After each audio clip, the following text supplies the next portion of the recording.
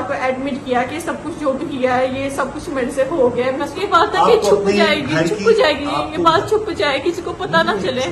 जब वो गाड़ी में लेके गई थी तब मैं उनके साथ ही थी। नहीं, दोबारा आपके शोहर ने उसको घर बुलाया आपने? मेरे शोहर ने उसको अपने घर नहीं बुलाया, उसको इश्क का खुमार चढ़ा हुआ था, उसको खुमारी चढ़ी थी। मैंने आना वो पिछले 10 दिन से परेशान कर रहा था, कभी किसी मैसेज से, कभी किसी नंबर से, कभी किसी नंबर से। अभी उसका एक फोन हमारे घर में था, पता नहीं उसने कितने को फोन रखे थे। आप कह रही हैं मैसेजेस सारे तो होंगे डेफिनेटली मेरे, हाँ जी, वो परेशान कर रहा था वो, और फोन तो मेरे शोहर के पास था। डायरेक्टली उसको फोन करके ये नहीं कहा कि भाई तुम क्यों इस तरह की हरकत कर रहे हो, मेरी बीवी को तंग कर रहे हो? आप मेरे शोहर से ये बात पूछ लें। चले हम वो पूछ लेंगे। अच्छा, फिर उसके बाद वो उसको बकौल आपके कि वो आना चाहता था वहाँ पे? हाँ जी, उसको बहुत ज्यादा इसकी कुमारी चिड़ी थी, मैंने आना है, मैंने मिलना है। अच्छा, फिर जब मिलने के लिए बुलाया शोहर ने, घर पे बुलाया, उस वक्त आप किधर थी? अपनी देवरानी के रूम में। देवरानी के रूम में। और उसके बाद फिर क्या हुआ? मैं नहीं जानती। अच्छा, फिर जब आपके शोहर ने आपको बुलाया तब क्या कहा? हाँ जी, 3:30 या 4 बजे का कोई टाइम था, 3:30 या 4 बजे का कोई टाइम था। तो उसके बाद फरहान ने कहा कि मुझे जाना है। मैंने कहा कि तबीयत खराब है। कहते नहीं बस मुझे जाना है, मेरे साथ आओ। मुझे था कि इनको कोई मसला हुआ है, कोई स्टमक का, इनको स्वेर किस्म का मसला हुआ है, मुझे यही था। तो मैंने कहा हम हॉस्पिटल जा रहे हैं। कहते नहीं तुम बस मेरे साथ आओ। मैं इनके साथ फ्रंट सीट के ऊपर आगे बैठी हूँ और ये मेरे साथ आगे ड्राइविंग सीट के ऊपर ये बैठी है, फ्रंट सीट के ऊपर मैं बैठी हूँ और हम चलते जा रहे हैं। पीछे गाड़ी में आपको नहीं पता क्या चीज पड़ी? नहीं सर, आपने ध्यान नहीं दिया? नहीं, मैंने बिल्कुल ध्यान नहीं दिया।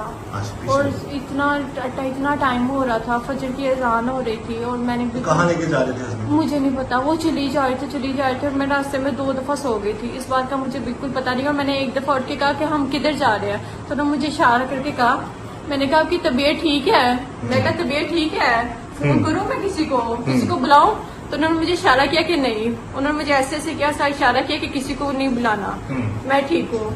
और उसके बाद वो कुछ मुंह में पढ़ते जा रहे थे, कुछ मुंह में जैसे कोई दवा होती है या कोई दुरुशी होता है, ऐसे वो पढ़ते जा रहे थे।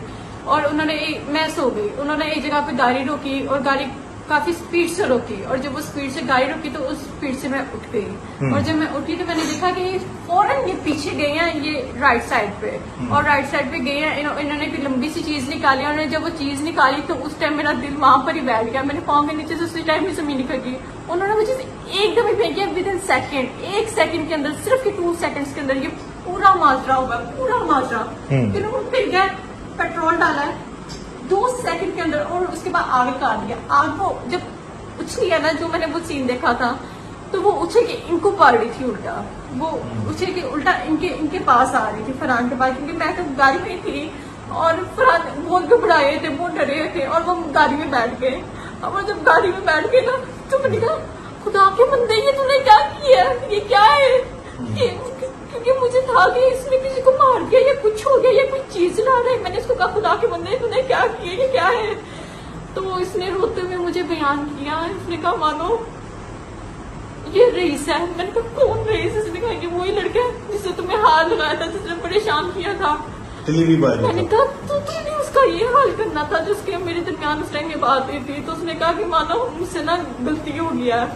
कहते मैं इसको मारना नहीं चाह रहा था, मैंने उसको आने की बहुत शिद्दत पड़ी थी, वो आया हम मानी कराया, मैंने इसको मारना नहीं था। मैंने इसको इतना मारना था कि मैं उसको डरा देता कि वो दोबारा किसी कुड़ी की तरफ मुंह ना करता।